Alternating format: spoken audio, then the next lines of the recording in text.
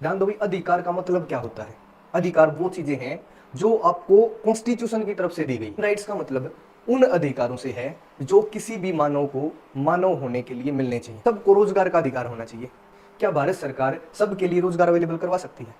नहीं। Government job की मैं बात कर रहा हूं, नहीं। तो ये क्या है, फंडामेंटल राइट में हम इसको इंक्लूड नहीं करेंगे। ठीक है, फंडामेंटल राइट्स वो राइट है जो हमारे कॉन्स्टिट्यूशन ने हमें दिए हैं। पार्ट में 4 आर्टिकल तक होगी, ये है आर्टिकल। दूसरा पार्ट है सिटीजनशिप, उसमें है आर्टिकल 5 to 11। थर्ड पार्ट है फंडामेंटल राइट्स, उसमें आर्टिकल 12 to 35। आर्टिकल है 23 एंड 24।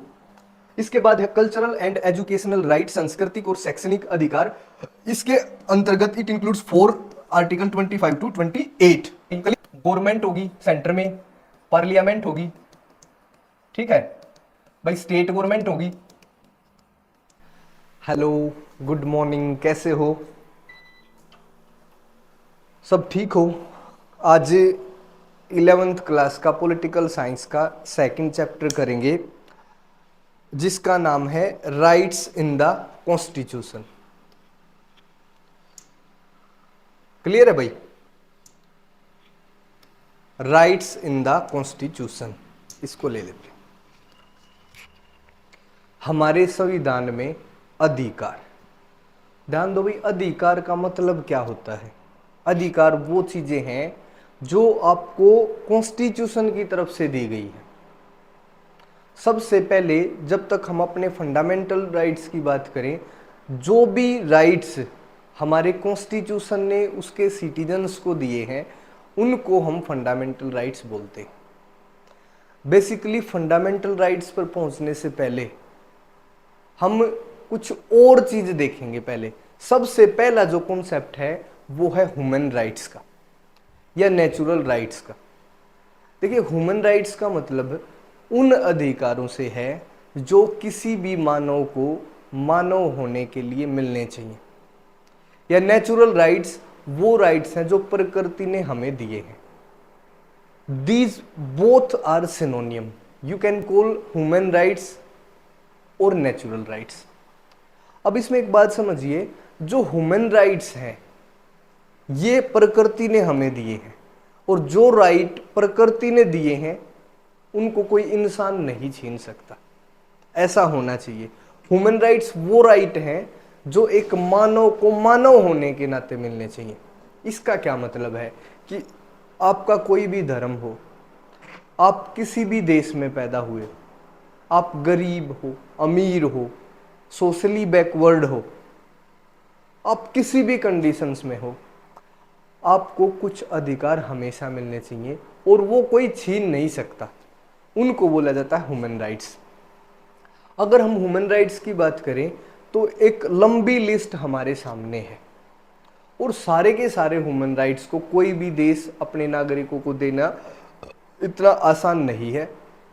उन राइट्स में से जो राइट हम दे सकते हैं या कोई भी देश दे सकता है, उन राइट्स को वो अपने फंडामेंटल राइट्स की सूची में रख लेता है। जैसे मान लिया 1 to 100 की एक लिस्ट है जिसमें ह्यूमन राइट्स हैं, और भारतीय कॉन्स्टिट्यूशन उसमें से 10-20 जो भी दे सकता है वो अपने फंडामेंटल राइट्स में रख लेगा। अब हम 100 के 100 को फंडामेंटल राइट्स में क्यों नहीं रख सकते? क्योंकि सारे के सारे अधिकार गवर्नमेंट या हमारा कॉन्स्टिट्यूशन नागरिकों को देने में सक्षम नहीं है। हमारे पास उतने रिसोर्सेज नहीं है कि भाई हम सारे मानव अधिकारों को अपने नागरिकों को दे सकें। उसके बाद भी फिर फंडामेंटल कोई भी राइट जब फंडामेंटल राइट में रखा जाता है तो इसका मतलब क्या है कि सरकार को वो अधिकार लोगों को देने ही देने हैं। अगर सरकार किसी भी अधिकार को देने में सक्षम नहीं है तो you can go to the court.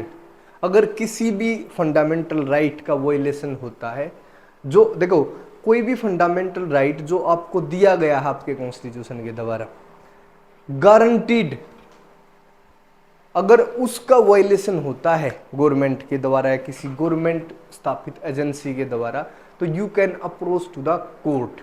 ठीक है, तो फंडामेंटल राइट्स का क्या मतलब? देखो, मान के चलो अगर हमारा एक फंडामेंटल राइट लगा दें कि भी सबको एक घर मिलना चाहिए और अच्छा घर होना चाहिए, तो क्या गवर्नमेंट के पास इतने रिसोर्स हैं कि वो सबको एक अच्छा घर बना के दे दे। बहुत सारे लाखों करोड़ों आदमी ऐसे हैं जिनके सिर पर छत नहीं है। तो अगर ये अधिकार आप फंडामेंटल राइट में रख दो तो जिसके पास भी एक अच्छा घर नहीं होगा वो कोर्ट में खड़ा हो जाएगा कि भी हमें घर दो। तो इस कारण किसी भी राइट को फंडामेंटल राइट्स में तभी इंक्लूड करा जाएगा जब गवर्नमेंट को ऐसा लगता होगा कि भी हम सक्षम है ये राइट देने में। जैसे एक राइट है कि भी सबको रोजगार का अधिकार होना चाहिए। क्या भारत सरकार सबके लिए रोजगार अवेलेबल करवा सकती है? नहीं। गवर्नमेंट जॉब की मैं बात कर रहा हूं, नहीं। तो ये क्या है, फंडामेंटल राइट में हम इसको इंक्लूड नहीं करेंगे। ठीक है, फंडामेंटल राइट्स वो राइट हैं जो हमारे कॉन्स्टिट्यूशन ने हमें दिए हैं विद गारंटी कि गवर्नमेंट या गवर्नमेंट से रिलेटेड कोई भी इंस्टीट्यूशन आपके इन अधिकारों को वायलेट नहीं कर सकता। अगर वो वायलेट करता है तो आप क्या कर सकते हो भाई, कोर्ट में डायरेक्टली हाई कोर्ट या सुप्रीम कोर्ट में अप्रोच कर सकते हो। ठीक है, शुरू करें इस चैप्टर को। देखो एक छोटी सी डेफिनेशन से हमने शुरू करा है। What is fundamental right, what is human right या व्हाट इज नेचुरल राइट। अब लेसन शुरू करते हैं। फर्स्ट स्लाइड में चलेंगे भाई, ये है what are fundamental rights. Fundamental rights clear है, ये दिख रहा है, guarantees civil liberties such that all Indians can lead their lives in peace and harmony as citizen of India। ये वो अधिकार हैं, ये वो जरूरी अधिकार हैं जिनका प्रयोग करके एक व्यक्ति अच्छा जीवन जी सकता है। ठीक है, वो अधिकार जिनका यूज करके कोई भी व्यक्ति एक सिटीजन के रूप में अपना ठीक ठाक शांति प्रिय जीवन जी सकता है, वे होते हैं फंडामेंटल राइट। ये इनको फंडामेंटल क्यों बोला जाता है? There are two reasons for this. एक तो पहला है these are mentioned in the constitution, ये हमारे संविधान में लिखे हैं। These are mentioned in the constitution. Question ये आया अगर भाई, why fundamentals rights are fundamental, ये मौलिक क्यों है? मौलिक अधिकार मौलिक क्यों है? क्योंकि पहला कारण इनको हमारे कॉन्स्टिट्यूशन में लिखा गया है, पहली बात। और दूसरा है दीज आर जस्टिसिएबल। जस्टिसिएबल का मतलब है इनफोर्सेबल बाई लॉ या इनफोर्सेबल थ्रू कोर्ट्स। मतलब जस्टिसिएबल का मतलब है जो भी फंडामेंटल राइट आपको दिया गया है, अगर उस राइट का वायलेशन होता है तो वो कोर्ट में आप अप्रोच कर सकते हो, कोर्ट उनको लागू करने की पूरा गारंटी देता है। ठीक है, अगर कोई भी व्यक्ति इन फंडामेंटल राइट्स के वायलेशन का गिल्टी है तो उसको ही will be punished as per the Indian penal code. ठीक है, तो भारतीय दंड संहिता के अनुसार उसके लिए पनिशमेंट का प्रोविजन करा गया है। ध्यान से सुने भी, जो फंडामेंटल राइट्स हैं वो देखिए ध्यान से, हमारा जो कॉन्स्टिट्यूशन है इसमें 22 भाग हैं, पार्ट है 22, और इन 22 भागों में आर्टिकल है 395। जैसे फर्स्ट पार्ट है इंडिया एंड इट्स टेरिटरी। ध्यान से समझना भाई, इंडिया एंड इट्स टेरिटरी, ये है फर्स्ट पार्ट। पार्ट का मतलब ये मान के चलो भाई 22 चैप्टर हैं, और इस फर्स्ट पार्ट में आर्टिकल 1 to 4 है। तो पहले पार्ट में 4 आर्टिकल तक होगी, ये है आर्टिकल। दूसरा पार्ट है सिटीजनशिप, उसमें है आर्टिकल 5 to 11। थर्ड पार्ट है फंडामेंटल राइट्स, उसमें आर्टिकल 12 to 35। ठीक है, इस प्रकार 22 भागों में लगभग 395 आर्टिकल हमारे कॉन्स्टिट्यूशन के अंदर हैं। और हमारा जो ये फंडामेंटल राइट जो हम चैप्टर कर रहे हैं ये पार्ट 3 में है, ये भी लिख लेना भाई, पार्ट 3 आर्टिकल है इसमें 12 to 35 and this is taken from the USA constitution. Fundamental right का जो प्रोविजन है हमने अमेरिकी संविधान से लिया है। कैसे लिया है? इसको पिछले चैप्टर में भी देखा था कि हमने दूसरे देशों के कॉन्स्टिट्यूशन से जो भी चीजें हमारी यहाँ की ज्योग्राफी के अनुसार अपने देश में सुटेबल हो सकती हैं और जो भी उनको अपने हिसाब से मोल्ड अप करके, उनको अपने हिसाब से उसमें बदलाव करके हमने उनको स्वीकार किया है। क्लियर है? तो ये जो फंडामेंटल राइट है पार्ट 3 में है कॉन्स्टिट्यूशन के, इसमें आर्टिकल 12 to 35 है और ये अमेरिकी संविधान से लिए गए हैं। बताओ भाई, यहां तक कोई समस्या है? हम राइट्स इन द कॉन्स्टिट्यूशन की बात कर रहे हैं। हमारे कॉन्स्टिट्यूशन में दिया गया प्रत्येक राइट को हम फंडामेंटल राइट बोलते हैं। इनको फंडामेंटल राइट कहने के पीछे दो कारण है। एक तो पहला है ये these are mentioned in our constitution and constitution guarantees this. Constitution क्या गारंटी देता है? अगर इनका वायलेशन होता है तो you can approach to the court, ठीक है, और कोई भी वायलेशन करता है तो उसको इंडियन पेनल कोड की तहत दंड का प्रोविजन होगा, ठीक है। बेसिकली क्या है, वी हैव 6 फंडामेंटल राइट्स।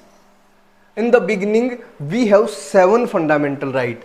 हमारे पास 7 मौलिक अधिकार थे शुरुआत में जब कॉन्स्टिट्यूशन बना था। जो 7वां फंडामेंटल राइट था वो था राइट टू प्रॉपर्टी, प्रॉपर्टी का अधिकार या संपत्ति का अधिकार। उसको 44th अमेंडमेंट के द्वारा 44वें संविधान संशोधन के द्वारा 44th अमेंडमेंट के बारे में हम आगे भी पढ़ेंगे। 1978 में ये हुआ था, उसके द्वारा राइट टू प्रॉपर्टी को एक लीगल राइट में बदल दिया। तो आज हमारे पास कितने फंडामेंटल राइट हैं? 6। ध्यान, राइट टू प्रॉपर्टी के बारे में हम लास्ट क्लास में, मतलब इसी चैप्टर में लास्ट में पढ़ेंगे भी कि भाई राइट टू प्रॉपर्टी था क्या और इसको मौलिक अधिकारों से हटाने का क्या कारण रहा, ठीक है। तो हमारे पास कौन कौन से 6 अधिकार हैं फिलहाल? एक तो है राइट टू इक्वलिटी। इसका मतलब होता है समानता का अधिकार, के समानता का अधिकार। इसमें आर्टिकल 14 to 18 है, article 14 to 18 right to equality पढ़ेंगे, एक्सप्लेन करेंगे भाई राइट टू इक्वलिटी क्या होता है। दूसरा जो अधिकार है राइट टू फ्रीडम, स्वतंत्रता का अधिकार। इसमें है आर्टिकल 19 to 22। क्लियर है? तीसरा है राइट अगेंस्ट एक्सप्लॉयटेशन, शोषण के विरुद्ध अधिकार। इसमें 2 ही आर्टिकल हैं, 23 एंड 24। इसके बाद है कल्चरल एंड एजुकेशनल राइट, सांस्कृतिक और शैक्षणिक अधिकार। इसके अंतर्गत it includes 4 article 25 to 28। Clear है? Right to freedom of religion, basically यहां पे ये ऊपर नीचे होना चाहिए था, इसमें है ना जो आर्टिकल यहां पे है 25 to 28। और कल्चरल एंड एजुकेशनल राइट है 29 और 30। और ये कॉन्स्टिट्यूशन रेमेडीज का 31 एंड 32। ध्यान दो भाई, ये राइट बेसिकली यहां लिखा हुआ होना चाहिए था। धार्मिक स्वतंत्रता का अधिकार आर्टिकल 25 से लेकर 28 तक है। ये 5th वाले को 4th वाले की जगह ले जाओ, 4th वाले को 5th वाले की जगह। कल्चरल एंड एजुकेशनल राइट है आर्टिकल 29 और 30 में। और राइट टू कॉन्स्टिट्यूशनल रेमेडीज, संवैधानिक उपचारों का अधिकार है आर्टिकल 31 और आर्टिकल 32 में। 6 अधिकार हैं। ये अधिकार है right to equality, right to freedom, right against exploitation, cultural and educational rights, rights to freedom of religion and right to constitutional remedies. अब हम इन अधिकारों को एक एक करके थोड़ा डिटेल में पढ़ेंगे, ठीक है। यहां पे देखें भाई, अब ये बोला है कि इस भाग में आर्टिकल है 12 से 35 और आर्टिकल 12, आर्टिकल 13, इनके बाद शुरू होता है right to equality, right to equality पहला अधिकार।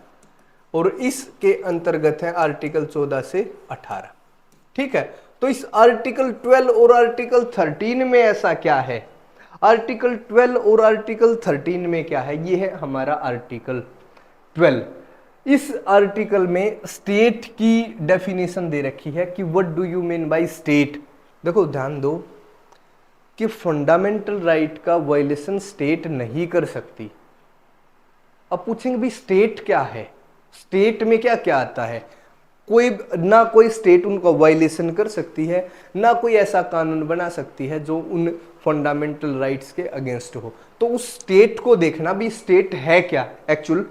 आर्टिकल 12 में दे रखा है कि जो स्टेट है वो गवर्नमेंट और पार्लियामेंट, संसद भी सरकार स्टेट है और गवर्नमेंट भी।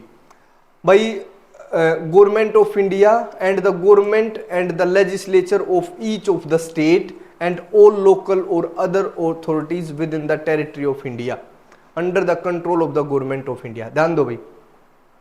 अब पूछे भाई देखो, जो फंडामेंटल राइट है वो सरकार के अगेंस्ट है, सरकार उनका वायलेशन नहीं कर सकती, स्टेट उनका वायलेशन, राज्य उनका वायलेशन नहीं कर सकता। अब उस राज्य के अंतर्गत क्या आता है, केंद्र सरकार, सेंट्रल गवर्नमेंट, भाई लेजिस्लेचर, एग्जीक्यूटिव, पार्लियामेंट, ठीक है, हर स्टेट की कोई भी गवर्नमेंट, और जो लोकल गवर्नमेंट है या कोई भी ऐसी संस्था जो गवर्नमेंट के कंट्रोल में है या तो पूरी तरीके से या पार्शियली, कोई भी ऐसी कंपनी हो जो गवर्नमेंट की हो या गवर्नमेंट का उसमें शेयर हो, जहां भी गवर्नमेंट की इन्वॉल्वमेंट आपको लगे तो वो स्टेट के अंडर माना जाएगा, वो ये माना जाएगा कि ये स्टेट है और ये हमारे फंडामेंटल राइट्स का वायलेशन जो है नहीं कर सकते।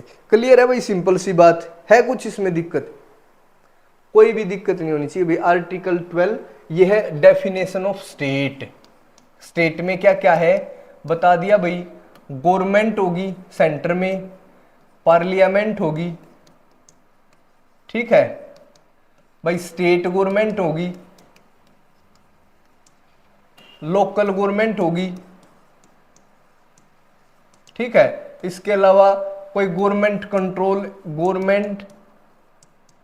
कंट्रोल्ड इंस्टीट्यूशन, कोई भी गवर्नमेंट के अधीन कोई भी इंस्टीट्यूशन हो, चाहे पार्शली हो चाहे फुल्ली हो, वो भी स्टेट के अंदर माना जाएगा।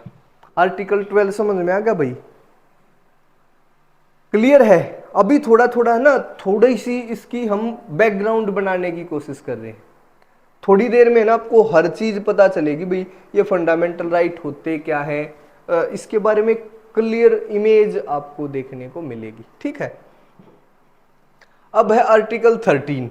आर्टिकल 13 और में दो पार्ट हैं। एक तो ये आर्टिकल 31, इसको प्री कॉन्स्टिट्यूशनल लॉ, एक है आर्टिकल 13(2), इसी का क्लोज, पोस्ट कॉन्स्टिट्यूशनल लॉ। अभी बताता हूं भी क्या है। स्टेट का पता चल गया भी क्या है। अब 13 में क्या लिख रखा, प्री कॉन्स्टिट्यूशनल लॉ, मतलब कॉन्स्टिट्यूशन से पहले जो कानून बन रखे थे।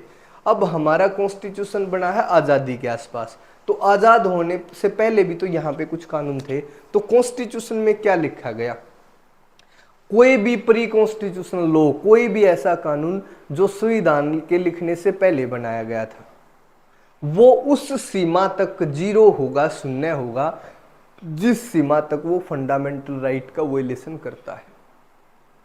मतलब मान के चलो कोई पहले कानून बना रखा है और उस कानून को पढ़ रहे हैं अभी हम कॉन्स्टिट्यूशन को इंप्लीमेंट होने के बाद, तो देखा भाई इसका इतना पार्ट, जैसे कोई कानून है ये इतना, ये कानून है कोई प्री कॉन्स्टिट्यूशनल जो अंग्रेजों ने बना रखा था, और इसका जो यहां से लेकर ये इतना हिस्सा है फंडामेंटल राइट के अगेंस्ट, तो इस हिस्से को जीरो माना जाएगा, इसके अलावा जो बचेगा वो ठीक है। ठीक है, अगर ऐसा है कि भाई कहीं कहीं पे यहां भी कोई वायलेशन है, यहां भी कोई वायलेशन है, और आप इसको वायलेशन वाले भाग को अलग नहीं कर पाते हो, तो इस पूरे के पूरे कानून को हम क्या मान लेंगे, जीरो। कोई भी pre constitution law will be zero. कहां तक, जहां तक ये किसी भी फंडामेंटल राइट का वायलेशन करता है। ठीक है। दूसरा है ये जो पोस्ट कॉन्स्टिट्यूशनल लॉ, इसका मतलब है संविधान लागू होने के बाद सरकार कोई भी ऐसा कानून नहीं बना सकती जो मौलिक अधिकारों के खिलाफ हो। अगर कोई पहले बना है और वो खिलाफ है तो उसको तो जीरो कर देना है। और आगे भी कोई भी ऐसा कानून जो फंडामेंटल राइट्स को वायलेट करता हो तो उसको क्या करेंगे, उसको सरकार नहीं बनाएगी, उसको अनकॉन्स्टिट्यूशनल माना जाएगा, उसको असंवैधानिक माना जाएगा और उस कानून को बरकरार नहीं रखा जाएगा। उसको क्या घोषित कर दिया जाएगा, भाई ये काम का कानून नहीं है। क्लियर है भाई, सिंपल सी बात। आर्टिकल 12 और 13 पता चल गया? बताओ,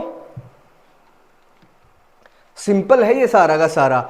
जब तक हमें ये नहीं पता होगा कि स्टेट क्या होता है, जब तक हमें ये नहीं पता होगा कि भी कानून क्या है। स्टेट का मतलब एनी गवर्नमेंट, चाहे वो सेंट्रल गवर्नमेंट हो, पार्लियामेंट हो, किसी स्टेट की गवर्नमेंट हो या कोई लोकल गवर्नमेंट हो, या कोई भी ऐसा इंस्टीट्यूशन जो गवर्नमेंट से जुड़ा है, गवर्नमेंट का उसमें या तो पार्शली कोई उसमें शेयर है या फिर फुल्ली, उसको स्टेट के अंडर माना जाएगा। और स्टेट, फिर ये आर्टिकल 13 है, इसके दो पार्ट थे, आर्टिकल 13(1) एंड आर्टिकल 13(2). आर्टिकल 13(1) का मतलब है प्री कॉन्स्टिट्यूशनल लॉ, जो कानून कॉन्स्टिट्यूशन के बनने से पहले थे, जो ब्रिटिश गवर्नमेंट ने बना रखे थे। ऐसा कोई भी कानून है तो उसको उस लिमिट तक जीरो करा जाएगा जो फंडामेंटल राइट का जहां तक वायलेशन होता है। अगर वायलेशन इस तरीके से है कि भी आप उसको कानून से अलग नहीं कर पा रहे तो उस पूरे के पूरे लॉ को हम क्या मान लेंगे, जीरो। और दूसरा जो पार्ट है वो है पोस्ट कॉन्स्टिट्यूशनल लॉ। इसका मतलब क्या है कि कॉन्स्टिट्यूशन लागू होने के बाद कोई भी गवर्नमेंट ऐसा कानून नहीं बना सकती जो हमारे फंडामेंटल राइट को वायलेट करता हो। ठीक है, तो ये दो आर्टिकल अभी तक हमने करे हैं। इसके बाद है राइट टू इक्वलिटी। ध्यान से समझना भाई, इसमें कुछ सिंपल सी टर्म है, थोड़ा बुद्धि ज्यादा नहीं लगानी, बस कान खोल के रखने। राइट टू इक्वलिटी, समानता का अधिकार। सबसे पहला जो आर्टिकल है इसमें आर्टिकल 14 to 18 है। आर्टिकल 14 क्या कहता है, all are equal before law. और दूसरा इसी आर्टिकल में लिख रखा है कि all will get equal protection of law. All the person in Indian territory या all the person who are citizens of India are equal before law, वो कानून के समक्ष समान होंगे। इसका मतलब क्या है, अगर कोई भी व्यक्ति, चाहे वो किसी भी कास्ट का है, किसी भी प्रोफेशन का है, अगर कोई क्राइम कमिट करता है तो उसको सेम सजा मिलेगी, कानून उनको सेम मानेगा। और दूसरा क्या है, इक्वल प्रोटेक्शन ऑफ लॉ। देखो ध्यान दो भाई, यहां पे इक्वलिटी बिफोर लॉ, इसमें दो चीजें हैं, and equal protection of law. इसका पहले वाले का मतलब है भी कानून के समक्ष सभी समान है। दूसरे वाले का है कि सभी को कानूनों का समान संरक्षण प्राप्त है। All will get equal protection of law. जैसे आपने चोरी करी, दूसरे किसी व्यक्ति ने भी चोरी करी, वैसे अगर इक्वलिटी बिफोर लॉ की बात करें तो दोनों को सेम कोई पनिशमेंट होनी चाहिए।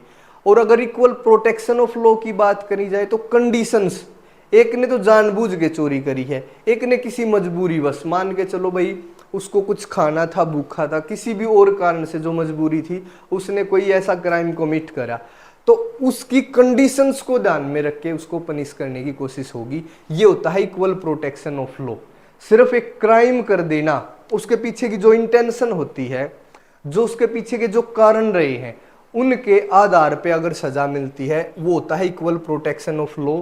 और सिर्फ क्राइम को देखा भी, इसने भी चोरी करी है 100 रुपए की, इसने भी चोरी करी है, तो दोनों को बराबर सजा दो, ये पूरी तरीके से सही नहीं है। एक का कारण हो सकता है इंटेंशनली भी उसने जानबूझ के चोरी करी है, और एक का कारण हो सकता है कि भी उसकी कोई मजबूरी रही हो। ठीक है, इक्वलिटी बिफोर लॉ, आर्टिकल 14।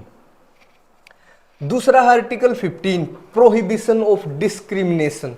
ध्यान दो भाई, कोई भी गवर्नमेंट प्लेस है या पब्लिक प्लेस है, जैसे कोई भाई तालाब है, कोई मंदिर हो सकता है, या गवर्नमेंट का कोई भी प्लेस है, पब्लिक प्लेस है, कोई पार्क हो सकता है, रोड है, गवर्नमेंट के हॉस्पिटल हैं, स्कूल्स हैं, तो किसी भी बेस पे किसी भी व्यक्ति के साथ डिस्क्रिमिनेशन नहीं हो सकता। उसकी क्या रिलीजन है, क्या उसकी जाति है, क्या उसका जेंडर है, महिला है, पुरुष है, और क्या उसका जन्म स्थान है, इन आधारों पर आपके साथ कोई भेदभाव नहीं होगा। जैसे अगर आप अपने पिताजी से या दादाजी से बात करो तो गांव में कास्ट के आधार पे बहुत डिस्क्रिमिनेशन होता था कि भाई ये अपर कास्ट का एरिया है, ये लोअर कास्ट का एरिया है। अच्छा, कुएं सुना है? कुएं देखोगे कि अपर कास्ट वालों के कुएं अलग होते थे, लोअर कास्ट के अलग। शमशान घाट की सुनो, वहां भी अलग अलग कास्टों के अलग अलग प्लेस निश्चित थे कि भाई ये प्लेस इस कास्ट के लिए है शमशान घाट में। बट हमारे कॉन्स्टिट्यूशन में क्या लिख रखा है कि भी जो भी पब्लिक प्लेस है या कोई पब्लिक थिंग है, पब्लिक थिंग का मतलब होता है जो किसी एक की नहीं, जैसे कुआं है, क्या कुआं कोई ये बोल सकता भी ये मेरा कुआं है? अगर घर में नहीं है, वो किसी नॉर्मली खेत में है या फिर किसी और ग्राउंड में है, कुआं है, सड़क पे है, तो कोई व्यक्ति की वो निजी संपत्ति नहीं होती उस समय। या कोई गवर्नमेंट हॉस्पिटल है, आप गवर्नमेंट किसी भी जगह जो पब्लिक प्लेस है, आपके इन ग्राउंड्स पे धर्म के, जाति के, जेंडर के, जन्म स्थान के, इन आधारों पर आपके साथ कोई भी भेदभाव नहीं हो सकता। ये सब के लिए सेम है या सब के लिए ओपन है। फिर है article 16 equality of opportunity in matters of public employment.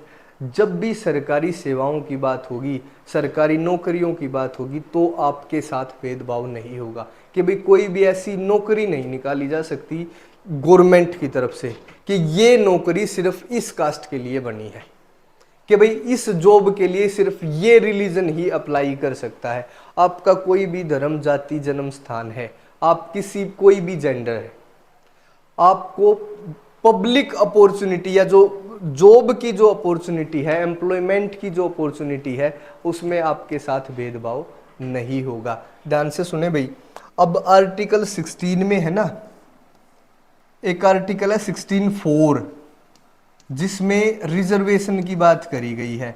कई लोग इसको राइट टू इक्वलिटी का वायलेशन मानते हैं कि रिजर्वेशन का मतलब क्या है, किसी एक कास्ट को उस कास्ट के कारण रिजर्वेशन देना। मतलब अगर आप रिजर्व्ड कैटेगरी से हो तो क्या होगा, आपको गवर्नमेंट जॉब लगने में थोड़ी सी सुविधा होगी, ये होता है रिजर्वेशन। और यहाँ पे हम ये बोल रहे हैं भाई अपॉर्चुनिटी के मामले में किसी के साथ भेदभाव नहीं होगा, और यहाँ पे कास्ट के आधार पर रिजर्वेशन है, तो क्या ये राइट टू इक्वलिटी का वायलेशन है या नहीं है? ध्यान से सुनना भाई, देखो reservation is a positive discrimination. एक होता है नेगेटिव डिस्क्रिमिनेशन, एक होता है पॉजिटिव डिस्क्रिमिनेशन। मान के चलो एक 100 मीटर की रेस है और वहां पे 5 भागने वाले हैं और एक ऐसा व्यक्ति है जिसका एक पैर नहीं है, तो क्या उनकी रेस के लिए 100 के 100 मीटर जाना चाहिए? ध्यान से सुनो, यहाँ पे मैं थोड़ा इसको बना देता हूँ। मान के चलो ये है स्टार्टिंग पॉइंट, ये है एंड पॉइंट, यहां से आपको यहां भागना है, और इस कंडीशन में आप यहां पे कुछ व्यक्ति खड़े हैं, ठीक है, और एक व्यक्ति इनमें से एक है जिसके एक पैर है। तो क्या अगर इन तीनों को यहां तक पहुंचना हो तो क्या इसको, मैं इसका जिसका एक पैर है, मैंने इसको बोल दिया कि भी तेरे को यहां तक जाना है और इन दोनों को यहां तक जाना है, क्या ये भेदभाव है? आप समझ के बताओ, क्या ये बिन पैर वाला लड़का इनके साथ यहां कंपीट कर सकता है वहां तक? क्या ये राइट टू इक्वलिटी का वायलेशन है अगर हमने इसको छूट दे दी थोड़ी? एक पैर का इंसान क्या इनके साथ, जो दोनों पैर वाले इंसान, इनके साथ कंपटीशन कर सकता है? नहीं कर सकता। तो इसलिए हमने क्या करा, इसके लिए जो एंड पॉइंट था वो थोड़ा सा इसके पास कर दिया कि भाई तुम एक पैर से भागोगे तो तुम थोड़ा भाग लो, और तुम 2 पैर को हो तो तुम प्रॉपर भागना पड़ेगा। ये होता है रिजर्वेशन। रिजर्वेशन का मतलब क्या है? कुछ जातियां जो हजारों सालों से पिछड़ी थी, शोषण का शिकार थी, एजुकेशन से दूर थी। आपको मैं एक बात बताता हूं साइकोलॉजिकल, और उसका साइंटिफिक कारण भी है।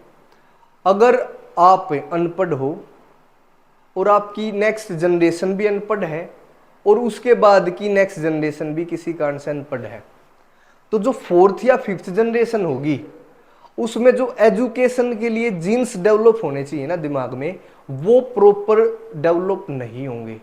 और ये जो जातियां हैं, जिन जातियों को रिजर्वेशन का लाभ मिल रहा है, जैसा आपको लगता है, ये जातियां हजारों सालों से पढ़ाई से दूर रही हैं।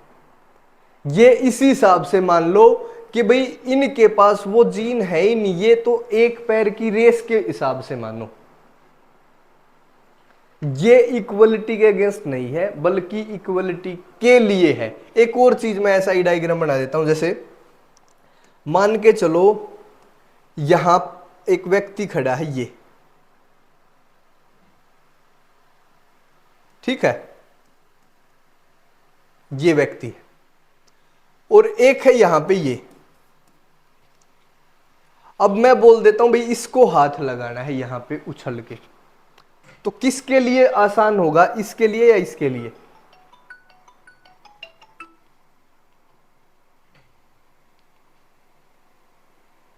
बताओ कौन से के लिए आसान होगा? अगर बराबर पॉइंट है तो ये आसानी से कूद जाएगा यहां पे। ये तो है इक्वलिटी। और एक मैंने क्या करा,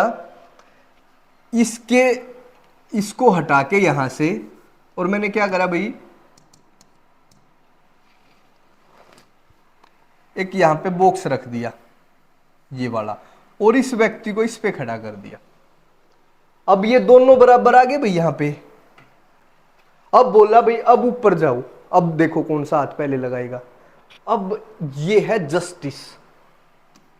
पहले वाली कंडीशन क्या थी? इक्वलिटी की। दूसरे वाली क्या है? जस्टिस की। जस्टिस होना चाहिए। सिर्फ इक्वलिटी का मतलब भाई एक एंड पॉइंट और एक स्टार्टिंग पॉइंट एक कर देने से इक्वलिटी नहीं आएगी। रियल जो इक्वलिटी है, रियल इक्वलिटी आएगी जस्टिस से, और जस्टिस है ये रिजर्वेशन जो हमें दिया गया है, ये this is a kind of justice, and this is to establish equality, not the violation of equality. मेरे हिसाब से भी आर्टिकल 16 समझ में आ जाना चाहिए। देखो इससे बस ये ना होना चाहिए कि भी जो राइट इक्वलिटी ऑफ अपॉर्चुनिटी है, गवर्नमेंट जॉब के लिए जो अपॉर्चुनिटी की इक्वलिटी है ना, वो उसका वायलेशन नहीं है हमारा रिजर्वेशन। ठीक है, ये भेदभाव नहीं है, यह है पॉजिटिव भेदभाव। पॉजिटिव भेदभाव हमेशा ठीक है। अब है आर्टिकल 17, अबोलिशन ऑफ अनटचेबिलिटी, छुआछूत का अंत। अबोलिशन ऑफ अनटचेबिलिटी, पहले क्या होता था, कुछ जातियों को अनटचेबल माना जाता था। आप एक मूवी देखना शूद्र, उसमें आइडिया होगा कि भी अनटचेबिलिटी हमारी सोसाइटी में किस हद तक थी। अगर कोई लोअर कास्ट का व्यक्ति किसी अपर कास्ट के व्यक्ति को सिर्फ छू लेता गलती से, तो भी ये माना जाता था भाई वो अशुद्ध हो गया। तो हमारा कॉन्स्टिट्यूशन जब लागू हुआ तो हमने अनटचेबिलिटी और उसकी हर फॉर्म को अबोलिश कर दिया कि भाई अनटचेबिलिटी भारत में मान्य नहीं होगी। अगर आज कोई जाति के नाम से किसी को अनटचेबल मानता है या उसके साथ कुछ उसी तरीके का व्यवहार करता है, तो हमारा कॉन्स्टिट्यूशन इसके खिलाफ है। ठीक है, कोई भी व्यक्ति अनटचेबल नहीं है। क्लियर है भाई, सिंपल सी। तो अबोलिशन ऑफ अनटचेबिलिटी आर्टिकल 17, और आर्टिकल जो 18 है अबोलिशन ऑफ टाइटल्स, उपाधियों का अंत। ध्यान दो, अंग्रेजों के शासनकाल में जो व्यक्ति अंग्रेजों के प्रति लॉयल होते थे उनको अंग्रेज उपाधि देते थे। जो अंग्रेजी गवर्नमेंट के अगेंस्ट नहीं होते उनको क्या करा जाता, उपाधियां दी जाती थी। और उन उपाधियों के कारण, जैसे मान लिया मेरे पास कोई उपाधि है, तो ये मान लो फिर मेरा सोसाइटी में ठीक ठाक रुतबा उस समय होता था। आज़ाद होने के बाद हर प्रकार की उन टाइटल्स का अबोलिशन कर दिया कि भाई कोई भी व्यक्ति अपने नाम के साथ कोई भी टाइटल नहीं लगा सकता, सब बराबर हैं। अगर आपको कोई विदेश मतलब कोई दूसरा देश आपको कोई प्राइज देना चाहता है तो भी आपको गवर्नमेंट की परमिशन से जाना पड़ेगा। और जो भी आप कोई भी टाइटल कहीं भी आपको मिला तो आप उसको अपने नाम के साथ नहीं लगा सकते। सिर्फ कोई स्पोर्ट्स में अगर कोई आपको टाइटल मिला, जैसे अर्जुन अवार्ड ऐसा कुछ मिला है भाई उस टाइम पे क्या हो सकता है, आप उसको अपने नाम, स्पोर्ट्स वाले टाइटल ठीक हो सकते हैं, या फिर नॉर्मली एजुकेशनल, जैसे किसी ने पीएचडी कर रखी है और उसके नाम के आगे क्या लग जाएगा, डॉक्टर, होता है ना ऐसा। और इसके अलावा कोई भी टाइटल आप अपने नाम के साथ नहीं लगा सकते एजुकेशन टाइटल्स के अलावा। तो आर्टिकल 18। अब एक बार फिर से सुनो, ये था राइट टू इक्वलिटी, समानता का अधिकार, और उसी समानता के अधिकार के अंतर्गत थे ये 5 अधिकार, 14, 15, 16, 17 और 18। 14 में हमने पढ़ा है कि सभी कानून के समक्ष समान है, all are equal before law and all will get equal protection of law. इसको एक्सप्लेन भी करा था। अगर फिर भी प्रॉब्लम है तो थोड़ा सा क्लास को पीछे करके अगर आप देखोगे तो क्लियर हो जाएगा मेरे हिसाब से। आर्टिकल 15, कोई भी पब्लिक प्लेस है वहां पे आपके साथ भेदभाव नहीं हो सकता इन आधारों पे, जो ये धर्म, जाति, वंश, ये लिंग या फिर जन्म स्थान, इनके आधार पर भेदभाव नहीं हो सकता। और इक्वलिटी 16 में था इक्वलिटी ऑफ अपॉर्चुनिटी, जब भी कोई नौकरियों की बात होगी तो भी आपके किसी इन चीज़ों के आधार पर भेदभाव नहीं होगा। पर आर्टिकल 16 का एक पार्ट है 16(4) जिसमें रिजर्वेशन की बात है। रिजर्वेशन को इक्वलिटी वाले राइट टू इक्वलिटी का वायलेशन नहीं माना जा सकता, बल्कि ये इक्वलिटी को स्टैब्लिश करने का लिए प्रयास है, ये जस्टिस है। अभी समझाया है, अगर फिर भी थोड़ी दिक्कत हो तो पहले देख लेना क्लास। अबोलिशन ऑफ अनटचेबिलिटी, भाई छुआछूत का प्रत्येक प्रकार का अंत है। आज हम किसी को भी अनटचेबल नहीं मान सकते और ना ही कोई अनटचेबल होता है। और अबोलिशन ऑफ टाइटल्स, कोई भी व्यक्ति अपने नाम के साथ कोई भी टाइटल नहीं लगाएगा, अगर एजुकेशनल टाइटल है वो लगाए जा सकते हैं। ठीक है, ये था भाई राइट टू इक्वलिटी, क्लियर है। इसके बाद की जो स्टोरी है वो नेक्स्ट क्लास में स्टोरी की ही देखो, जो भी हम पढ़ते हैं सब्जेक्ट, पॉलिटिकल साइंस है, हिस्ट्री है, मतलब एसएसटी का कोई भी पार्ट हो, हर चीज का एक कारण है। कुछ तो फैक्ट हर सब्जेक्ट में है। अगर मान के चलो एरिया ऑफ ट्रायंगल है, क्या ये फैक्ट नहीं है?